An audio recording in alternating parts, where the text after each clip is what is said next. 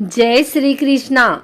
आज शनिवार के दिन आइए सुनते हैं शनिदेव और सूर्यदेव की यह कथा। धर्म ग्रंथों के अनुसार सूर्य की द्वितीय पत्नी के गर्भ से शनिदेव का जन्म हुआ।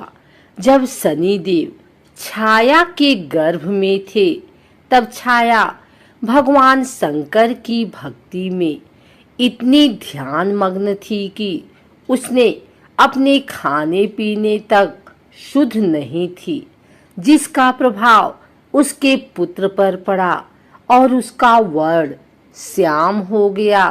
शनि की श्याम वर्ण को देखकर सूर्य ने अपनी पत्नी छाया पर आरोप लगाया कि शनि मेरा पुत्र नहीं है।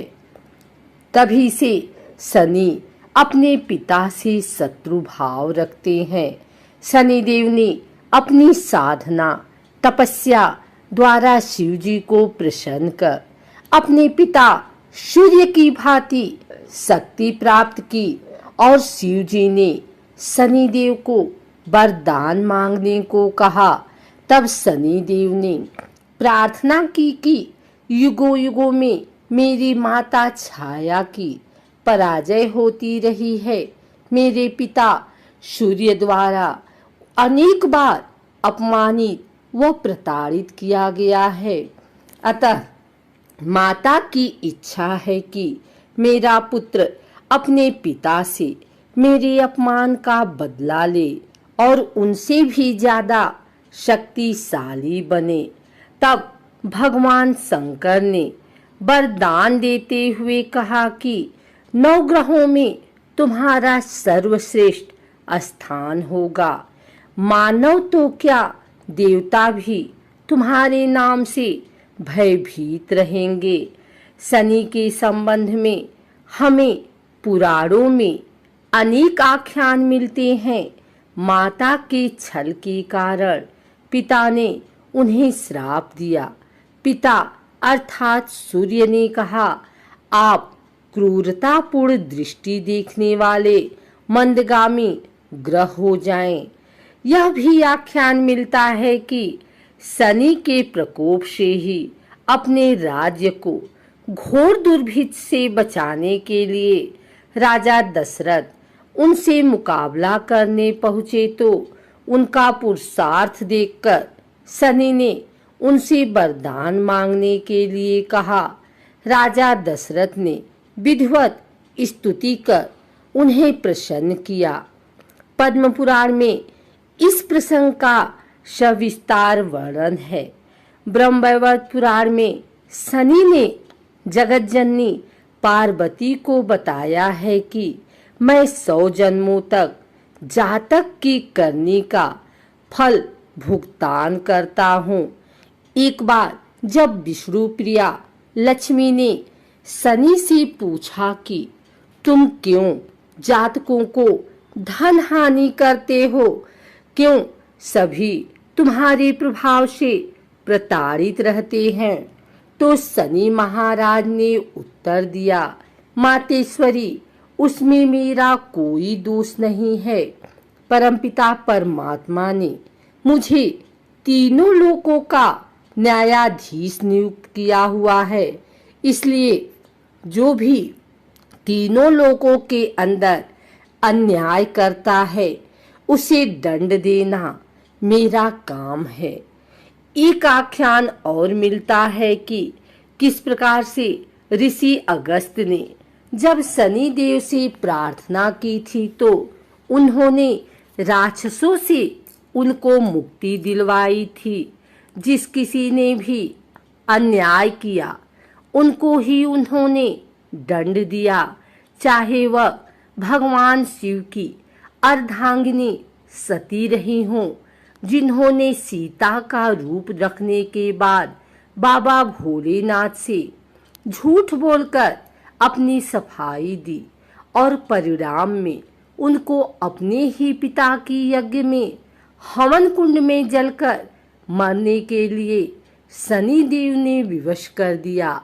अथवा राजा हरिश्चंद्र रहे हों, जिनके दान देने के अभिमान के कारण सप्तनिक बाजार में बिकना पड़ा और शमशान की रखवाली तक करनी पड़ी।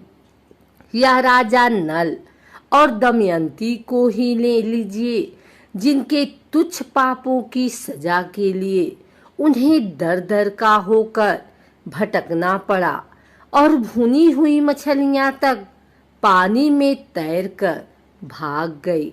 फिर साधारण मनुष्य के द्वारा जो भी मनसा वाचा कर्मणा पाप कर दिया जाता है, वह चाहे जाने में किया जाए या अनजाने में, उसे भुगतना तो पड़ेगा ही। एक और कथा के अनुसार रामायण काल में एक समय शनि को अपने बल और पराक्रम पर घमंड हो गया था।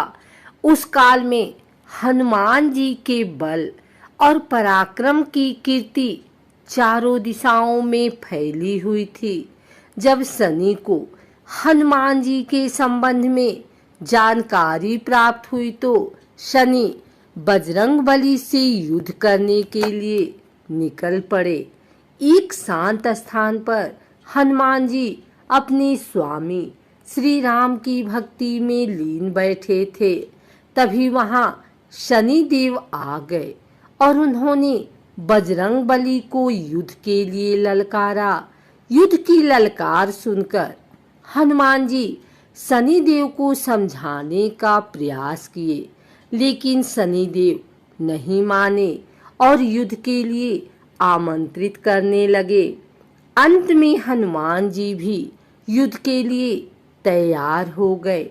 दोनों के बीच घमासान युद्ध हुआ। हनुमान जी ने शनि को बुरी तरह परास्त कर दिया।